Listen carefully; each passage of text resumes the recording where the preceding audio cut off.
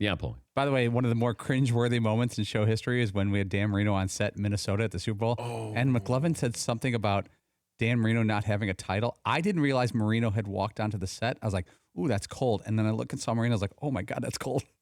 He was off to the side. Yes. And I said, Dan Marino's coming up. And then McLovin had this snarky line of, I thought we were having quarterbacks who'd won Super Bowls or something. Yeah. And I went, and I look over and I see Marino. And Marino is a no-nonsense guy. Like, he's a Pittsburgh guy and just like, he has sense of humor to a certain degree.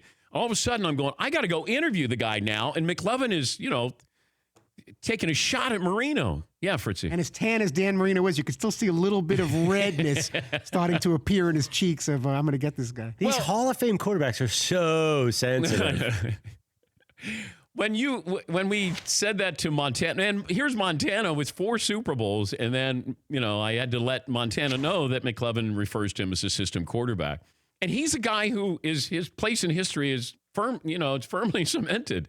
And here's Montana going, like, he changed. He was, cool Joe, good time Joe. And he looks at McLovin like, did you say that? Like, I'm going to kill you. Yeah, Paulie. Then during the break, I'm watching the video. Marino got the ball and almost took McLovin's thumb off his body when he threw the ball at him. Yeah. You put a little sauce on it. I was rooting for Marino.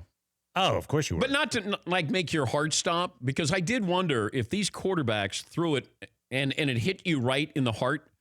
I think Aaron Rodgers could have stopped your heart. Because that ball sizzled. When Aaron Rodgers threw that ball at the Super Bowl in Minneapolis, it sizzled. And it put an imprint in the glass. They call it the cross. So at the tip of the football, there was the cross there.